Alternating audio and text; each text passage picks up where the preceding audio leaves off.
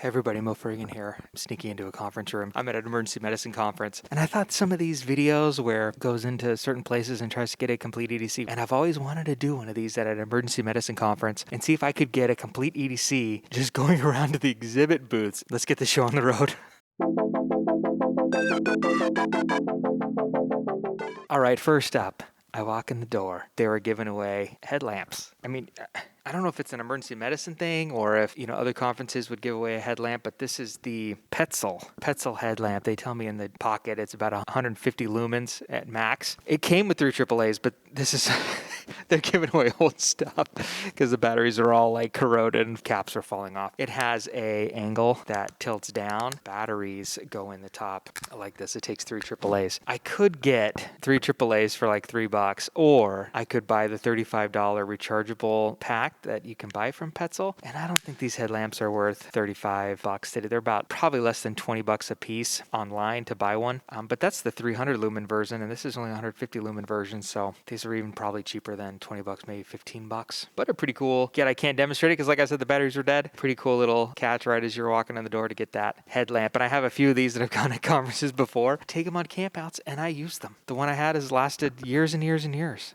Just replacing the batteries, just using it now and then. So not a bad get for totally free. It does have 3 different modes. So it goes 10 lumens, 100 lumens, 150 lumens, and it does have that angle, and it is adjustable, but it's with my big, it's about as big as it'll go. Best right off the bat. Right off the bat, I'll show you the best thing I got. Another really cool thing I got. This is medical equipment, so probably should just be used by a doctor. That's my disclaimer. Get your doctor if you have a medical person on your team that you travel with. Like, this might be something worthwhile for them to carry around. Fairly lightweight. It's nasal pack. This is the Smith & Nephew brand called Rapid Rhino. Inflate with a syringe. So you have to take a syringe with you to inflate it. You get it wet, gets real slippery. You insert it in the nose. Check out how these are used and how they work, and they're pretty cool. Something not for everybody, but there you go. If you get a nosebleed out there, of course, see your doctor. If it's bad enough you need to go to a doctor, of course, do that. But typically, you just pinch your nose and hold it for 30 minutes. And don't let go. Don't check. Just let it go. 30 minutes. Don't check it. Just hold it. Watch a Bluey episode. And then when that episode's over, then you check. If you keep getting recurrent nosebleeds, humidifier in your room at night, Vaseline in your nose, as long as you don't need oxygen. In the Mountain West, there's a lot of people. It's so dry. And the altitude and everything that nosebleeds. Fairly common, especially guys on blood thinners and things like that. Deal with nosebleeds a lot in the ER. That's why you need tools like this, because sometimes just holding 30 minutes doesn't work. Now, this is for real. Like, what do you think of? You think of a knife, flashlight, pen, paper, wallet, phone, keys, that stuff, right? All right, no wallets, no key rings. I wouldn't put it past anybody. I bet there would be key rings at one of these, but I didn't see any. You're going to want to stay at the end because I got one crazy thing at this conference that I think is an interesting thing to add to your EDC. So don't leave. Don't leave. They were giving out these spiral notebooks, which are pretty cool. So it has this 3x5 notebook. It has this ruler on the side. It has this elastic band here holding this pen in. First page is a blank page. Really not. It's really a page to hold all the sticky notes. So there's a big sticky there. And then it has these bookmark stickies, and they keep falling out. I don't know if it's the humidity or if it's just an old book. And then it's lined, like college lined. We can test out this pen, and I can show you how it writes. It writes fine. You're not going to, look, for a free little pen, you're not going to get anything amazing, are you? Lid sticks on the back. There it is. Does it fill your hand up? Not really. I guess it's free. It's a free pen. But I use this ruler on everything I measured today. So, useful ruler there. I'm a fan. And I'm a fan it's black, and it fits in your pocket. Now, the next best thing is a flashlight. We already did the headlamp, but I also got like a pen light. A lot of doctor lights will have pupil diameter markers. I never use those. I just say it's dilated or it's not dilated, or it's pinpoint or it's not pinpoint. So for me to know the difference between a 6 and a 3, it's either 2 or 8 to me. Came with a little plastic sleeve right here that slides off because it's activated by pushing in the clip. By pushing the clip turns it on. There's just one level. It turns on when you push the clip. It turns off when you release the clip. And then here's where that plastic sleeve is. You see that plastic sleeve right there that slides back and forth? Are you seeing it? That way when you can't push the button because the button is right there underneath the clip. They're not very durable or long lasting, but in a pinch you could have it. And I mean, really, is this better than a phone light? It is, because you can pull it right out, click it on, look at whatever you're looking, put it back in. That's how fast I look at stuff. And sometimes when I pull out my big flashlight, I got my Arc Pro light on me, and I'm like, all right, now is this 4 times? Is it hold it? Is it? And then I'm at universal, right? And they're like looking at it, look, does this have a laser? Luckily, it didn't have a laser. They wouldn't let me through. I didn't go into the park. I just wanted to go into like the little restaurant area outside the park. They weren't going to let me in if it had a laser. Then you would never have that problem with the light like this. All right, next, probably most useful thing is I use hand sanitizer quite a bit. It's a little spray bottle that the pen clips off. It does have a clip there, and then it does spray there. And I did look underneath there, and it said 63% alcohol, so a little low, but probably still serviceable. 5 inches long, half-inch diameter. I'm at a medical conference. Why am I giving everything in inches? This should all be millimeters. We do everything in millimeters in medicine. You know what I'm saying? Or centimeters. About 12 centimeters long and about a centimeter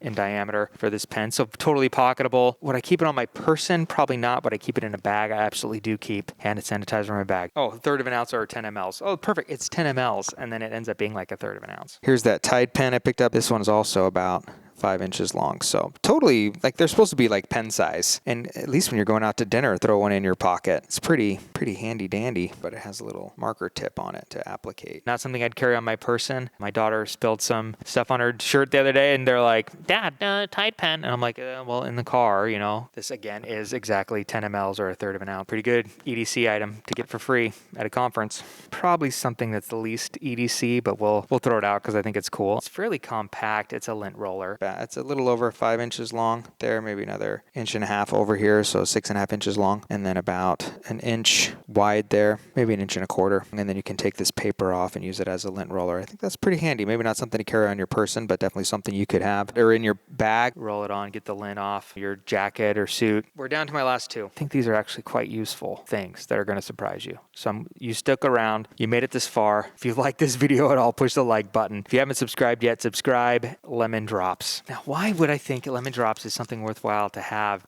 Not like a big pack of them, but just a few of them like this, and I'll tell you why. Number one, it's sugar. So if you're feeling like low on sugar, you're hypoglycemic. I wouldn't put this in somebody who's unconscious because they're going to choke on these grandma's hard candy lemon drops. But if you're feeling low on sugar yourself and you're still awake and alert, you could give yourself a lemon drop and increase your blood sugar. Again, consult your doctor, call 911 if you're having an emergency. Number two, it's sour. Some people think that, sour can break you from a panic attack.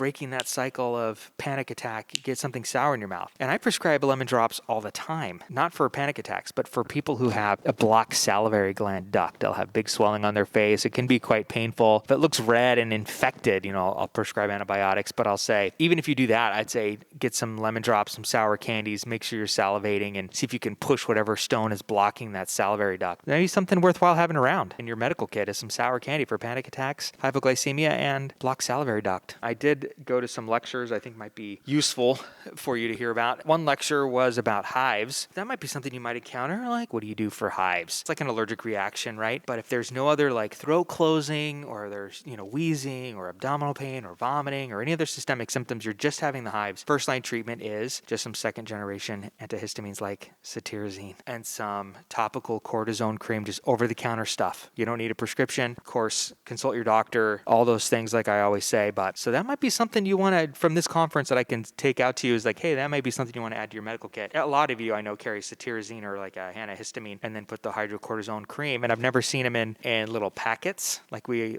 often have in our kits. Like you get these kits with hydrocortisone cream and you can buy those separately. And I bought some because I'm going to start adding that to my kit. I do sometimes get hives at work. Just put 1% over-the-counter hydrocortisone cream on it and the next morning I'm fine. Just that over-the-counter stuff can be a lifesaver. The last thing is that I go to breakfast and they had these little bottles of Tabasco. And I thought, you know what? Just along with the Tide pen to a restaurant, man, it would just be nice to have a little. And it came in this little tiny bottle, 3.7 mLs, 1/8 of a fluid ounce. It's just a little over 2 inches.